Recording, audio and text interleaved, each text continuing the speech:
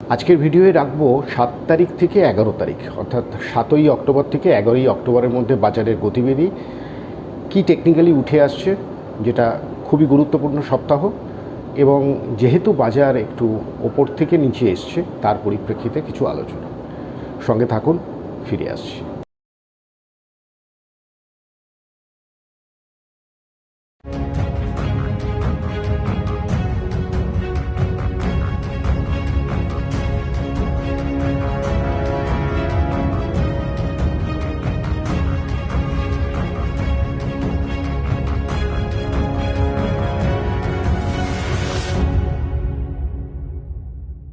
Welcome back to my YouTube channel. আমি শান্তনু, আপনাদের সবাইকে স্বাগত জানাচ্ছি টেক টক উইথ শান্তনু সেনে। শুভ শারদীয়ার প্রীতি ও শুভেচ্ছা আমার পক্ষ থেকে এবং আমার পরিবারের পক্ষ থেকে আপনাদের সবাইকে, অর্থাৎ আমার পুরো সাবস্ক্রাইবার পরিবারের প্রত্যেককে এবং তাদের পরিবারের প্রত্যেককে শুভ শারদীয়ার প্রীতি ও শুভেচ্ছা 2024। গত সংখ্যায় যখন আলোচনা শেষ করেছিলাম, তার পরিপ্রেক্ষিতে নিশ্চয়ই বুঝতে পেরেছিলেন যে বাজার একটু নিচের দিকে আসতে পারে। এবং যে আলোচনাটা আপনাদের সাথে একটু আগে হিন্ট দেওয়ার চেষ্টা করেছিলাম এবং স্পেসিফিক লেভেলস যেখানটায় সাবধান থাকতে হবে সেটার থেকেই বাজার রিয়্যাক্ট করে, এবং বর্তমানে যে জায়গাটায় বাজার এসেছে তার পরিপ্রেক্ষিতেই কিছু আলোচনা করতে হবে। আশা করছি এখন বুঝতে পারছেন যে টেকনিক্যালসের গুরুত্ব বা টেকনিক্যাল পড়াশোনাটা ঠিকঠাকভাবে করলে সূচকের ওঠানামাটা কিছুটা হলেও ধরা যায় বা বাজারের গতিবিধি কিছুটা হলেও আগের থেকে ধরা যেতে পারে। এ প্রসঙ্গে ভিন্ন মত আছে। যেমন ধরুন, আমার ব্যক্তিগতভাবে আমি টেকনিক্যালসের স্টুডেন্ট এখনও।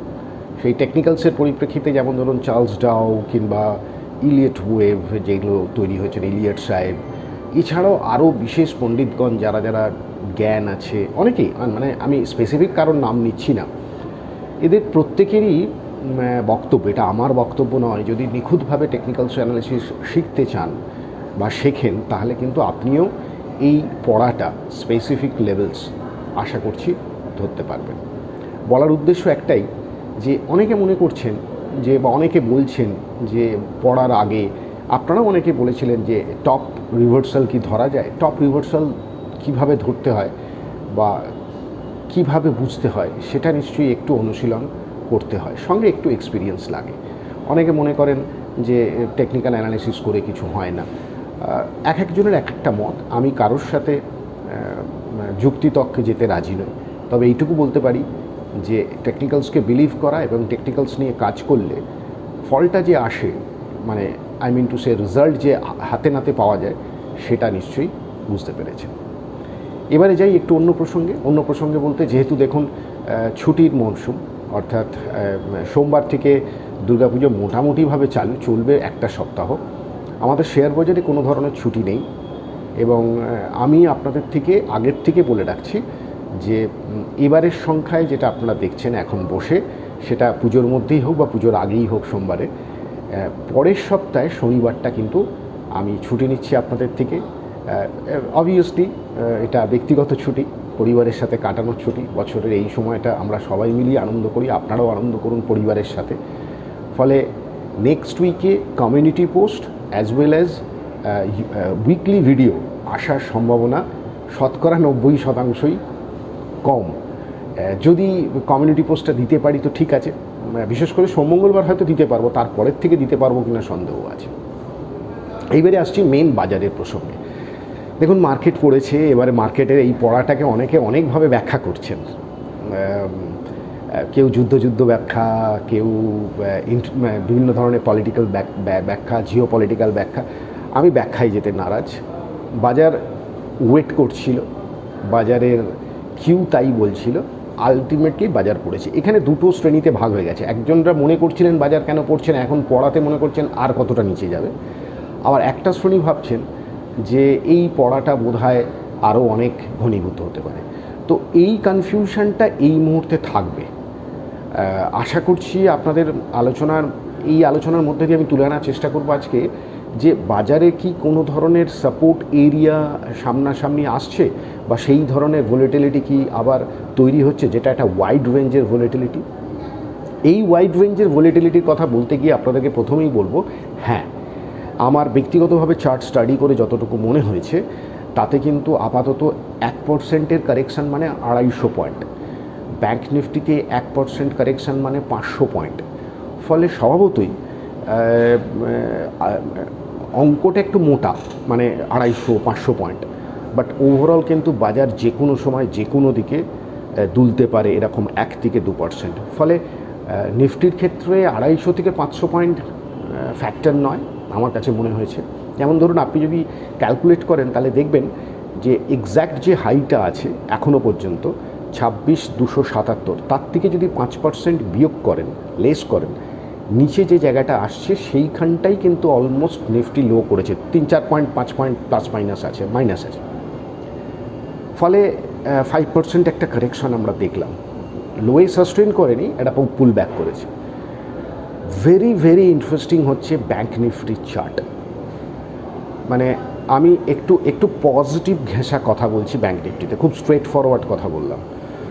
কেন পজিটিভ, কী বৃত্তান্ত, সেটা আমি টেকনিক্যালি বিস্তর আলোচনা করলে খুব মুশকিল, তবে যতটা পেরেছি ব্যাঙ্ক নিফটি সম্বন্ধে আলোচনা করেছি, নিফটি সম্বন্ধে হালকা ফুলকা আলোচনা করেছি, কারণ ছুটির মনসুন, লম্বা ক্লিয়ারিং। ফলে খেয়াল রাখবেন চকিতে পলক ফেলার সাথে সাথে বাজারে কিন্তু ইন্ডেক্সের যে ওঠানামাটা সেটা ঘোরার সম্ভাবনা থাকবে বোথ সাইড। ফলে খুব ট্রেডার বা স্কিলফুল ট্রেডাররা এখানে সাকসেস পাবেন। আর যেহেতু আগামী 8-9 তারিখের পর থেকেই মোটামুটি রেজাল্টগুলো আসতে শুরু করবে, ফলে এই ধরনের রেজাল্টগুলো কিন্তু মার্কেটকে এফেক্ট করতে পারে। এই সমস্ত জিনিস চিন্তা করে এবং লম্বা ক্লিয়ারিং হবে কিন্তু বেশ জবরদস্ত খেলা আমার ব্যক্তিগতভাবে মনে হয়েছে। ফলে লোয়ার এন্ডে খুব সাবধান থাকবেন, শর্ট করে ট্র্যাপড হওয়ার চেষ্টা করবেন না। নিজেদের ক্যালকুলেশন নিজেদের মতো করে করবেন, সুযোগ সুবিধে বুঝবেন, স্কিল রাখবেন, চার্ট স্টাডি করবেন, নিউজ ইগনোর করবেন, ফল পাবেন।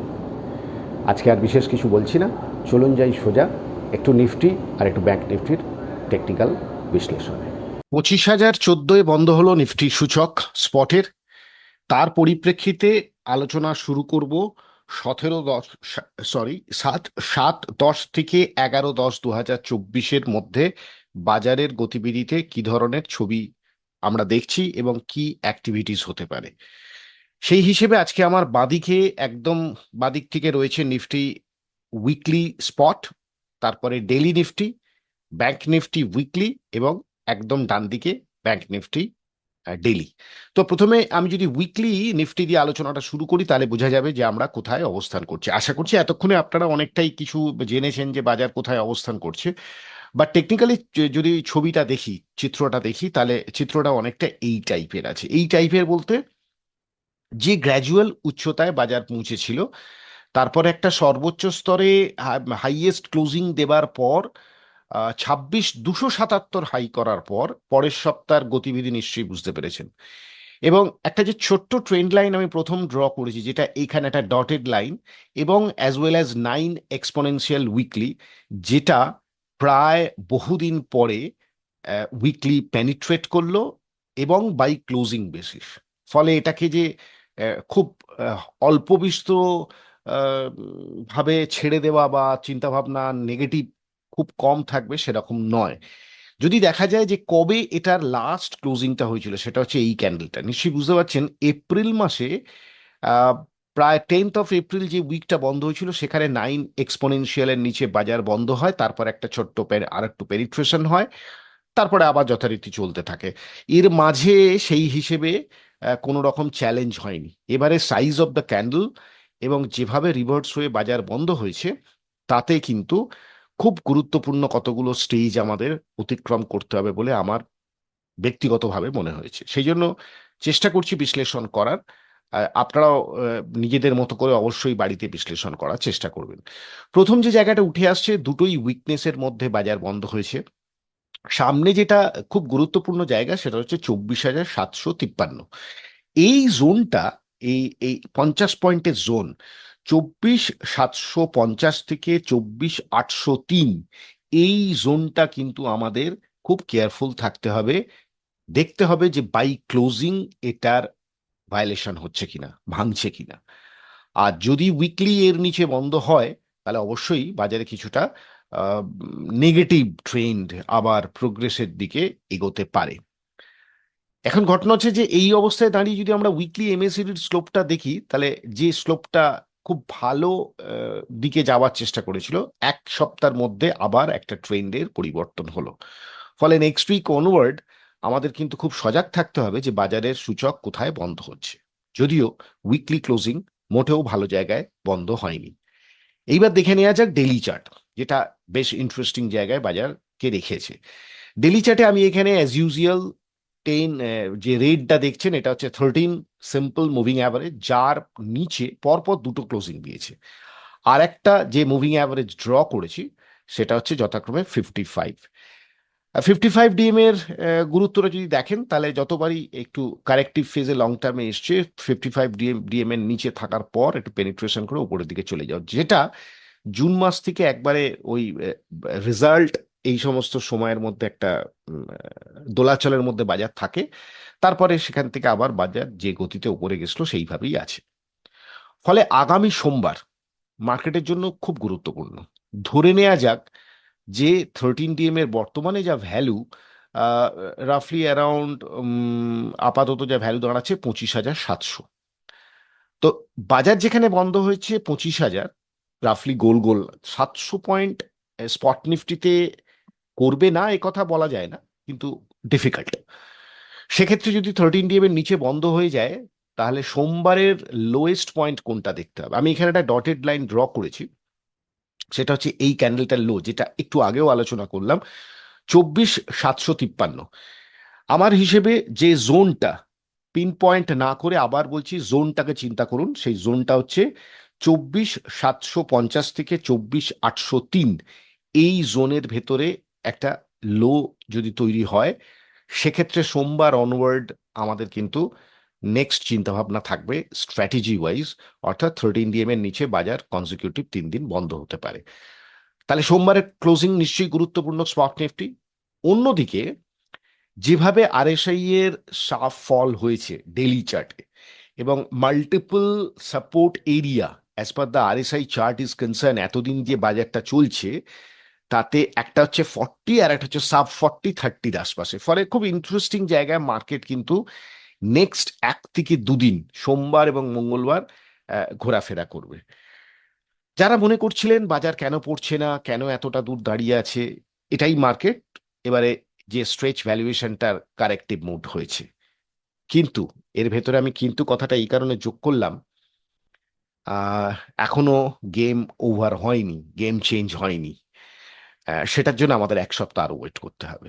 সেটার বিস্তারিত বিবরণী আমি চেষ্টা করছি আহ, অনুষ্ঠানের অন্যান্য সামনে এবং স্পেস, মানে কোনো একটা সময় একটু আরেকটু ডিটেলস আলোচনা করব, যেটা আমার চার্ট দেখে যেটা ফিল হচ্ছে as per the chart concern.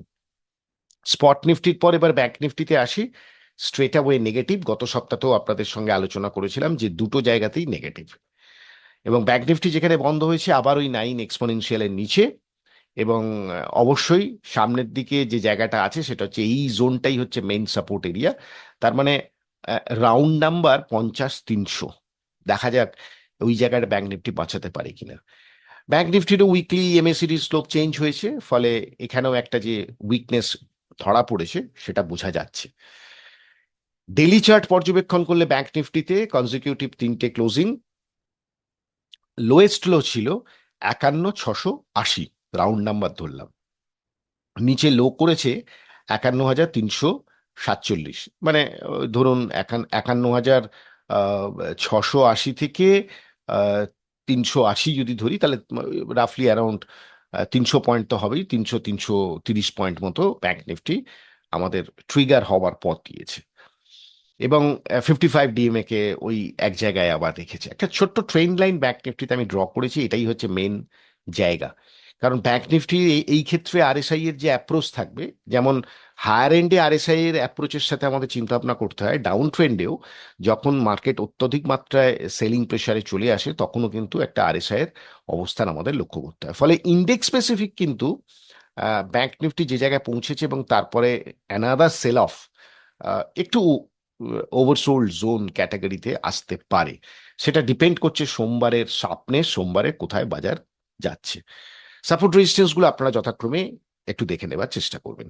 তো এই ছিল সামান্য উৎসবের মধ্যে সূচকের বিশ্লেষণ। চলুন যাই আমাদের পরবর্তী অধ্যায়। এবারের আলোচনা সাপোর্ট রেজিস্ট্যান্স। পূর্ণাঙ্গ সপ্তাহ ছুটি থাকছে, যদিও মানে বেঙ্গল বেস একটু ছুটি বেশি থাকবে, অন্যান্য জায়গায় একটু ফেস্টিভ মুড তো চালু হয়েই গেছে। ফলে সেই দিক চিন্তাভাবনা রেখে ওয়াইড রেঞ্জ ভোলেটিলিটি হবে, এটা মাথায় রেখে সাপোর্ট রেজিস্ট্যান্সগুলো দেখে নিন, বুঝে নিন বাজারের গতিপথ কোন দিকে যাওয়ার ইঙ্গিত বহন করছে এই সাপোর্ট রেজিস্ট্যান্সের আশপাশে যখনই সূচক পৌঁছবে।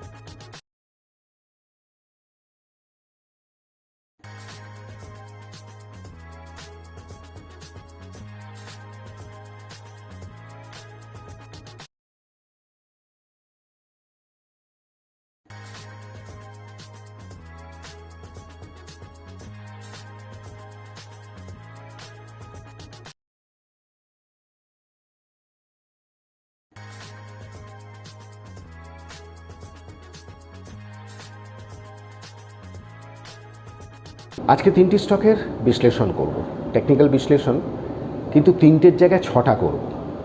যথারীতি 3টে করে থাকি, 6টা করার কারণ হচ্ছে আজকে হিন্দি ব্লগটি থাকছে না।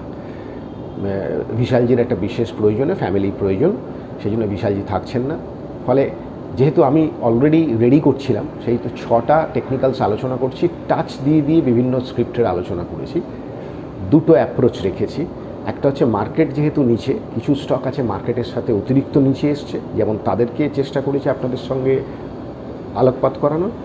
আরেকটা হচ্ছে এগেনস্ট দ্য মার্কেট, যারা উপরের দিকে যাওয়ার চেষ্টা করেছে, হয়তো 52 উইক হাই কিংবা এভার হাইয়ের আশপাশে ঘোরাঘুরি করছে, সেরকম 3টে স্টক। তো সংমিশ্রণ দুটোই আছে। চার্ট দেখার কায়দা আপনাদের, আমার একটা ইনপুট বা প্রয়াস মাত্র। 3টি স্টকের টেকনিক্যাল প্লাস 3টি স্টক টেকনিক্যাল, অর্থাৎ 6টি স্টকের টেকনিক্যাল বিশ্লেষণ।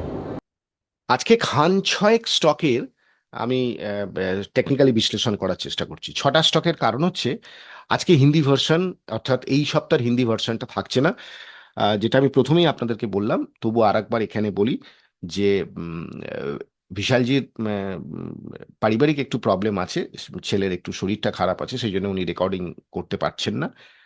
ফলে ছুটিতে উনি আছেন, এবং সেই কারণেই হিন্দি ভার্সনে না হওয়ার ফলে আমি অলরেডি রেডি করে ফেলেছিলাম। ফলে আজকে যে কম্বিনেশনটা করব, যে এরকম একটা পরিস্থিতিতে বাজার দু ধরনের অ্যাপ্রোচ করা যেতে পারে। একটা, যে মার্কেট টিপিক্যাল ডাউন ট্রেন্ড, সেই ডাউন ট্রেন্ডে কোন কোন স্টক এক্সট্রাঅর্ডিনারি ডাউন ট্রেন্ড বা খুব ক্রিটিক্যাল সাপোর্ট এরিয়ার আশপাশে দাঁড়িয়েছে। আর একটা হচ্ছে যেটা প্রথমেই বললাম, যে কোন stock against the trend momentum তৈরি করার চেষ্টা করেছে। তো প্রথমে অ্যালফাবেটিক্যালি যদি আমরা দেখি, তাহলে এডিএফ ফুড মার্কেট যেখানে লোয়ার এন্ডে আছে, সেখানে প্রাইস ওয়াইজ চার্টটা দেখলে বুঝতে পারবেন হাইয়েস্ট এভার ক্লোজিং, আবার বলছি উইকলিতে। আর যেহেতু লাস্টে মান্থলি ক্লোজিংটা হয়ে গেছে, ফলে মান্থের ক্লোজিংটা দেখলেও বোঝা যায় মান্থলি, যদিও লাস্ট ক্যান্ডেলটা এটা অনওয়ার্ড, এটা ধরার কোনো মানে নেই। অর্থাৎ chart wise against the momentum চলার চেষ্টা করছে। ভোলেটিলিটি আছে, টিপিক্যাল ক্যাশ স্টকের যে ভোলেটিলিটিটা আছে। সাপোর্ট 240, 245, 250 এসব জায়গায় মাল্টিপল সাপোর্ট এরিয়া। আর ওপর দিকে আপাতত 300 টাকাটা ক্রস করতে একটু বেগ পাচ্ছে। ক্লোজিং বেসিসে 300 চার্টের মধ্যে একটা পজিটিভিটি দেখালেও দেখাতে পারে। ফলে এই স্টকটা কি আপনারা বিশ্লেষণ করতে পারেন, রেডার লিস্টে রাখতে পারেন। প্রবলেম আছে কয়েকটা জায়গায়, বিশেষ করে আমরা যদি উইকলি এমএসিডি আর মান্থলি এমএসিডি দেখি, তাহলে পার্থক্যটা খুব ক্লিয়ার বোঝা যাবে। ফলে এই স্টকটার উপরে আমার একটু নজর থাকবে, কিন্তু নজরটা হচ্ছে খুব বেশি পজিটিভ চিন্তা ভাবনা না রেখে প্রোগ্রেস ওয়াইজ দেখবে। অর্থাৎ ক্লোজিংটা চেষ্টা করছে, কিন্তু এই হায়ার এন্ড থেকে সেল অফ প্রাইস অ্যাকশনটাকে একটু প্রবলেমের মধ্যে ফেস করছে।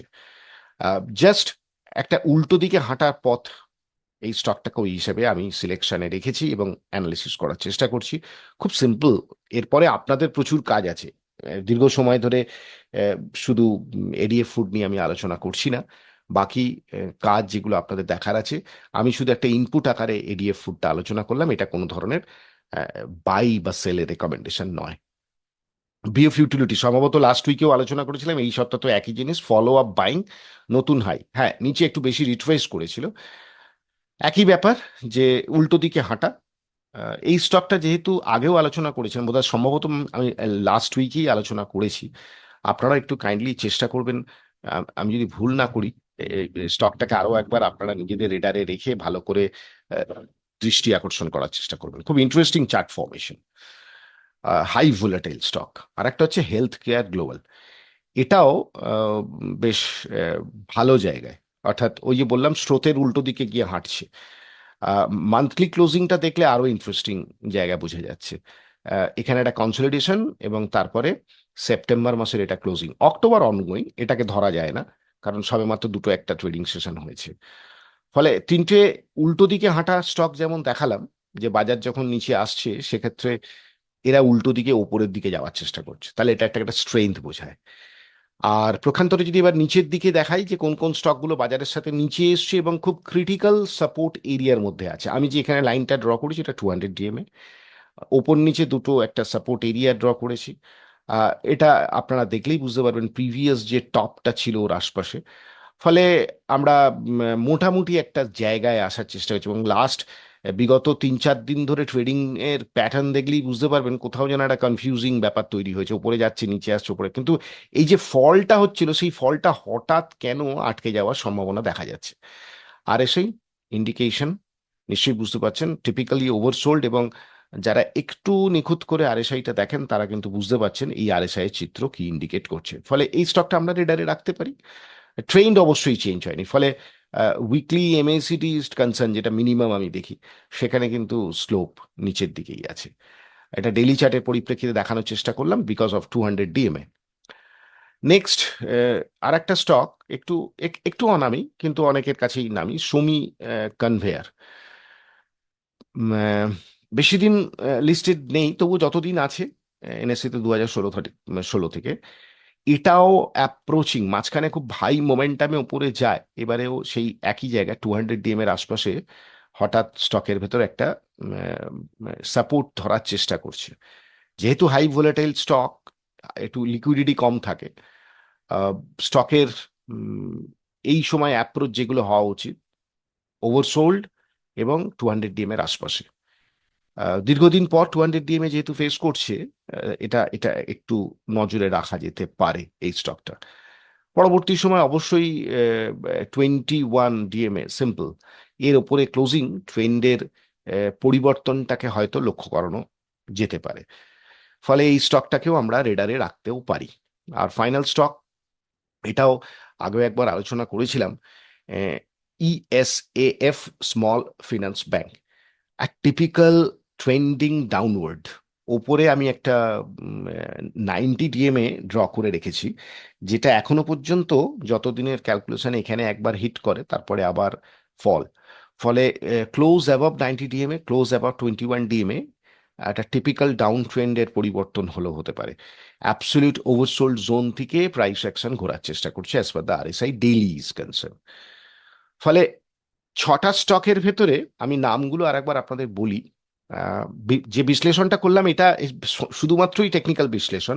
এডিএফ ফুড, পিএফ ইউটিলিটিস এবং হেলথ কেয়ার গ্লোবাল, যারা price action against the trend, অর্থাৎ পুরো বাজারের স্রোতের বিপরীতে হেঁটেছে। আর Zensar technology, Sumi conveyor belt এবং ইএসএএফ স্মল ফিনান্স ব্যাংক, এই তিনটি স্টক কিন্তু ট্রেন্ডের সাথে নিচে এসছে, বাট খুব ক্রিটিক্যাল সাপোর্ট এরিয়ার মধ্যে দাঁড়িয়ে আছে। পরবর্তী মুভমেন্ট কি হবে তার জন্য আমাদের চার্টগুলোকে ফলো আপ করা উচিত, এবং অবশ্যই টাইম টু টাইম মার্কেটের সাথেও দেখা উচিত যে প্রাইস অ্যাকশনের মুভমেন্ট কোন দিকে ইঙ্গিত দেওয়ার চেষ্টা করছে। তো এই ছিল আমার আজকের আলোচনা। চলুন যাই আমাদের এবারে পরবর্তী অধ্যায়। আজকে যেহেতু ব্রেকআউট স্টক থাকছে না বলতে হ্যাঁ 8-10টা মতো ব্রেকআউট স্টক খুঁজে পেয়েছি, কিন্তু এরকম একটা বাজারের পরিস্থিতিতে আমার মনে হয়েছে ব্রেকআউট স্টকের থেকে বিশেষ প্রয়োজন হচ্ছে আপনারা যে দুটি স্টক প্রথম দিকে আলোচনা করার আপনারা দিয়েছিলেন পারমিশন, একটা হচ্ছে জিএসএস আর একটা হচ্ছে অভন্তি ফিল্ড। এই দুটো স্টকের টেকনিক্যাল অবস্থান কোথায় আছে সেটা আজকে একটু বিশ্লেষণ করেন। ব্রেকআউট অন্য সময় নিয়ে আবার আলোচনা হবে, যেহেতু বাজারের এরকম একটা পরিস্থিতি। ফলে এই সমস্ত জিনিস চিন্তাভাবনা করে আজকের অনুষ্ঠানের এই পর্যায়ে আমরা যাই ওই দুটি স্টকের বিশ্লেষণ করতে। আজকে যেহেতু ব্রেকআউট স্টক থাকছে না, তো ব্রেকআউট স্টক না থাকার ফলে আজকে আলোচনাটা করছি আপনাদেরই প্রশ্নের মধ্যে থেকে তুলে আনা। একটা হচ্ছে জিএসএস ইনফোটেক, যেটা একটু বিশ্লেষণ করার চেষ্টা করব যে কোথায় অবস্থান করছে। আমাদের প্রথম আলোচনা ছিল 90 লেভেলসের আশপাশে। আর একটা হচ্ছে প্রশ্ন করেছেন অভন্তি ফিডস যদি আলোচনা করেন। তো আমি প্রথমে জিএসএস দিয়ে শুরু করছি, আজকে দুটি স্টকের আলোচনা করছি, তারপরে দেখা যাক। আচ্ছা, এখানে যদি আমরা দেখি, আমি সাধারণভাবে যেটা দেখি মোটামুটি সেটা হচ্ছে আপাতত চার্ট নিয়ে নিশ্চয়ই বুঝতে পারছেন, এখানে টেকনিক্যালি যদি দেখতে হয় তাহলে হচ্ছে অ্যাবসলিউটলি ডাউন ট্রেন্ডের মধ্যে আছে। তাহলে এখানে আমাদের কি অ্যাপ্রোচ হওয়া উচিত? অ্যাপ্রোচ হচ্ছে প্রিভিয়াস কোনো সাপোর্ট এরিয়া আপাতত আমাদের চোখের সামনে আসছে কিনা, সেটা হচ্ছে দেখুন এখানে একটা মাল্টিপল উইকলি সাপোর্ট এরিয়া আমরা খুঁজে পাচ্ছি যে জায়গাটায়। তারপরে যে সাপোর্টটা থাকছে সেটা হচ্ছে এই জায়গাটা। নিচে নিচে আরো অনেক সাপোর্ট আছে, কিন্তু major support area multiple area এই কারণে বলছি, 1 2 3 4 মানে 3 4 বার এখানে ট্রাই করেছিল যখন উঠছিল। ঠিক সেই জায়গার থেকে একটা পুল ব্যাক করার চেষ্টা করেছে, কারণ গত সপ্তাহে লোয়েস্ট পয়েন্টটা ছিল 68, তারপরে ওপরে 81 40 করে 77 65-এ বন্ধ হয়েছে। এখন এখানে এক একজন এক এক রকম ভাবে ট্রেন্ড নিয়ে বিশ্লেষণ করেন, তবে আগে পুল ব্যাকটা হতে হবে তারপরে, কারণ ট্রেন্ডের লোয়েস্ট পয়েন্ট কোথায় শেষ হচ্ছে এটা প্রিডিটারমাইন না হওয়া এটাই ভালো। তো আপাতত যে পুল ব্যাকটা হয়েছে এটার অবস্থানগত পরিবর্তন হবে তখনই যদি চার্টের মধ্যে ফলো আপ বাইংটা হয়, বিশেষ করে উইকলি চার্টে। এবং এখানে আমরা একটাই জিনিস প্রয়োগ করতে পারি, যে যদি ভ্যালুয়েশন ওয়াইজ দেখতে হয় তাহলে হচ্ছে আপনাকে অ্যাটলিস্ট 21 সিম্পল মুভিং অ্যাভারেজের উপরে যতক্ষণ না ক্লোজিংটা দিচ্ছে, কারণ এইখানে লাস্ট ক্লোজিংটা দিয়ে মেনটেন করেছিল, তারপর থেকে এখানে একটা ক্লোজিং, তারপরে হাই ক্রস করে এগোতে পারেনি এবং কন্টিনিউয়াসলি ডাইন, সেটা হচ্ছে 170 টাকার পর থেকে। ফলে বর্তমানে উইকলি 21 DM এর ভ্যালু রাফলি অ্যারাউন্ড 90 টাকাই আসছে। ফলে 90 টাকার উপরে কনজিকিউটিভ দুটো সপ্তাহ যদি ক্লোজিং করতে পারে, তখন আমাদের প্রথম রিভার্সাল পয়েন্টের চিন্তা ভাবনা হতে পারে যে স্টক হয়তো একটা পুল ব্যাক করার চেষ্টা করছে। প্রখান্তরে যদি আমরা অন্যান্য জিনিসগুলো দেখি, বিশেষ করে এই ট্রেন্ডের পরিবর্তনের সাথে সাথে অন্যান্য ক্যারেক্টারগুলো সাপোর্ট করছে কিনা, তার মধ্যে উইকলি এমএসিডির slow very interesting, stochastics weekly interesting, এবং উইকলি আরএসআই সেটা আরো বেশি ইন্টারেস্টিং। প্রয়োজন শুধু প্রাইসের রেসপন্স করা। ফলে আশা করছি যিনি বলেছেন যে জিএসএস অবস্থানটা কোথায়, এইরম ধরনের স্টক আপনি মনে করবেন না যে যে স্টকটা 340 টাকা থেকে কন্টিনিউয়াসলি পড়তে পড়তে 70 টাকায় এসে 80 টাকায় দাঁড়িয়ে আছে, সেটা রিভার্স করেই ছুটতে শুরু করবে। সম্ভব নয়। প্রথম কথা, এই খারাপের পিছনে নিশ্চয়ই কোনো লজিক আছে। টেকনিক্যালি গুড সাপোর্ট এরিয়ায় সাপোর্ট নিয়েছে, আপাতত স্টকটাকে কনসলিডেশন হতে দিন। আমি প্রথম লক্ষ্য রাখবো 90, এবং পরবর্তীকালে যে জায়গাটা ভীষণভাবে কেয়ারফুল থাকবো সেটা হচ্ছে 102 টাকা উইথ ফিল্টার 105-এর ওপরে ক্লোজিং আসছে না আসছে না, তারপরেই মনে হয় স্টকের গতিপথ পরিবর্তন হতে পারে। তো ফলে আমি খুব সামান্য চেষ্টা করলাম জিএসএস ইনফোর আপনাদের সঙ্গে বিশ্লেষণ করার, এর সঙ্গে প্রচুর ইনফরমেশন আপনাকে দেখতে হতে পারে। নেক্সট হচ্ছে অবন্তি ফিড। স্টকটার মধ্যে যদি গতিবিধি দেখেন, একটা অসাধারণ রান আপ, তারপরে আপাতত একটা রিয়াকশন সমস্ত বাজারের সঙ্গে, এটাও রিয়াকশনটা একটু বেশি হয়েছে, আগেই রিভার্স হয়েছে, আপাতত একটা খুব লজিক্যাল এরিয়ার মধ্যে এসছে, দ্যাট ইজ 580 থেকে 590 টাকা। বর্তমানে ক্লোজিং হয়েছে 607 টাকা। 580 থেকে 590 এটা একটা সাপোর্ট এরিয়া। চার্টের মধ্যে আমি কোনো খারাপ কিছু এখনো পর্যন্ত দেখছি না, হায়ার টপ হায়ার বটমে চার্ট এখনো পজিশন হোল্ড করে আছে।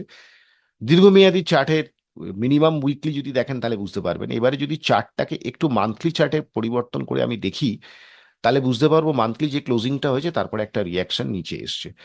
বাকি ছোটখাটো যে সমস্ত কাজগুলো সেগুলো আপনারা অবশ্যই চার্টের মধ্যে চেষ্টা করবেন। উইকলির স্লোপ মানে মিনিমাম মান্থলি চার্টের পরিপ্রেক্ষিতে উইকলির কম্বিনেশনে যদি দেখেন, তাহলে মান্থলি পরিপ্রেক্ষিতে উইকলির এমএসির স্লোপ প্রাইস ওয়াইজ নেগেটিভই আছে। ফলে যতক্ষণ না সাপোর্ট পাচ্ছে, প্রি ডিটারমাইন্ড সাপোর্টের চিন্তা ভাবনা না করাই ভালো। তবে এরিয়া ওয়াইজ, জোন ওয়াইজ বলতে পারি যে খুব ভাইটাল এরিয়ার মধ্যে আমরা প্রাইস অ্যাকশনটাকে দেখতে চলেছি। ফলে কেয়ারফুল থাকতে হবে যে এখানে সাপোর্ট নিয়ে কোনো রিভার্সালের ক্যান্ডেল কিংবা অন্য ধরনের কোনো ইন্ডিকেশন পাওয়া যাচ্ছে না। তারপরেই এই স্টকে নতুনভাবে কোনো চিন্তাভাবনা আবার শুরু করতে পারেন। এই হচ্ছে ছোট্ট ব্রিফ অবন্তী ফিডস আর জিএসএস। চলুন যাই আমাদের এবারের পরবর্তী অধ্যায়ে। অনুষ্ঠানের শেষের দিকে চলে এলাম। শারদ শুভেচ্ছা আরও একবার জানিয়ে, লক্ষ্মী পুজোর আগাম শুভেচ্ছা জানিয়ে আজকের অনুষ্ঠান শেষ করব। খুব ভালো পুজো কাটান, সুস্থ থাকুন, ফ্যামিলির সাথে এনজয় করুন এবং দেখবেন সব দিক বিচার বিবেচনা করে সব কিছু চিন্তাভাবনা করবেন। আর যেহেতু ছুটি থাকছে, আপনাদের সাথে প্রায় 15 দিন পর আমার দেখা হবে এই ব্লগের মাধ্যমে। ততদিন বাজারের ওঠানামাটা কিন্তু মারাত্মক হতে পারে, সেই দিকটা চিন্তাভাবনা করে শেয়ার বাজারের সাথে যুক্ত যারা আছেন তাদের কথা মাথায় রেখে আজকের অনুষ্ঠান শেষ করছি। যে বিশ্লেষণটা করলাম তাতে একটু স্ট্রেস দিয়ে আপনারা নিজেরাও একটু দেখুন এবং রিকোয়েস্ট একটাই যেটা থাকে সব শেষে, যদি অনুষ্ঠান ভালো লাগে, যদি আমার কাজকর্ম ভালো লাগে, তাহলে চ্যানেলটাকে সাবস্ক্রাইব করতে পারেন, লাইক করতে পারেন এবং অবশ্যই গঠনমূলক সমালোচনার জন্য কমেন্ট সেকশন আমার সবার জন্য খোলা থাকে। আজ শেষ করছি, দেখা হচ্ছে অন্য কোনো সংখ্যায়, অন্য কোনো সপ্তাহে। ততক্ষণের জন্য ধন্যবাদ।